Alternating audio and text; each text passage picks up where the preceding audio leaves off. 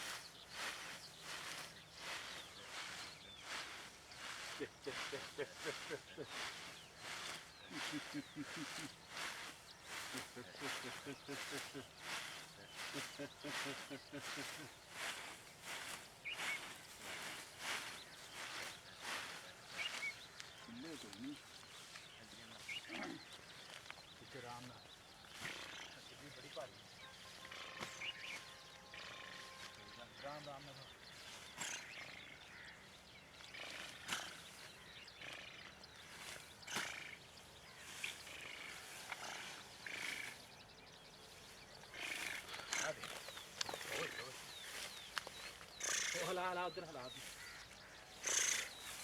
अमृत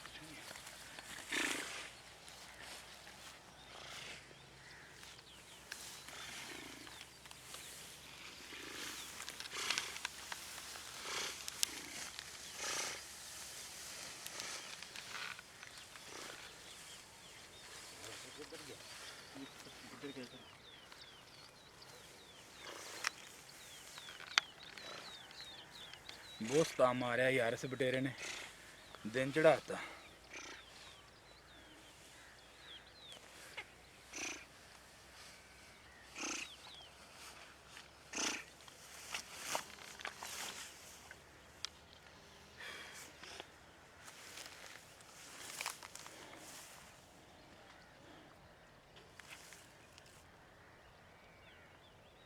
ਤੇ ਜੀ ਦੋਸਤੋ ਸਾਡੀ ਵੀਡੀਓ ਅੱਛੀ ਲੱਗੀ ਹੋਵੇ ਤਾਂ ਪਲੀਜ਼ ਕਮੈਂਟਸ ਕਰਕੇ ਜ਼ਰੂਰ ਦੱਸਿਆ ਕਰੋ ਤੇ ਨਾਲ ਹੀ ਨਾਲ ਸਾਡੇ ਚੈਨਲ ਨੂੰ ਜ਼ਰੂਰ ਸਬਸਕ੍ਰਾਈਬ ਕਰ ਲਓ ਔਰ ਬੈਲ ਦਾ ਬਟਨ ਵੀ ਦਬਾ ਦਿਓ ਤਾਂ ਕਿ ਸਾਡੀ ਹਰ ਨਵੀਂ ਆਉਣ ਵਾਲੀ ਵੀਡੀਓ ਤੁਹਾਨੂੰ ਸਾਰਿਆਂ ਤੋਂ ਪਹਿਲਾਂ ਮਿਲ ਸਕੇ। तो दोस्तों लाइक ज़रूर करा करो यार, एक लाइक ना ਤੁਹਾਡਾ ਕੋਈ ਨੁਕਸਾਨ ਨਹੀਂ ਹੁੰਦਾ, लेकिन ਸਾਡੀ ਹੌਸਲਾ ਅਫਜ਼ਾਈ बहुत ज़्यादा हो जाती है कि ਸਾਡੇ ਭਰਾਵਾਂ ਨੇ ਸਾਡੀ ਵੀਡੀਓ ਨੂੰ ਲਾਈਕ ਕੀਤਾ ਜਾਂ ਸਾਨੂੰ ਦਾਤ ਦਿੱਤੀ। ਤੇ ਕਮੈਂਟਸ ਕਰਕੇ ਜ਼ਰੂਰ ਦੱਸਿਆ ਕਰੋ ਭਾਈ ਮੇਰਿਓ।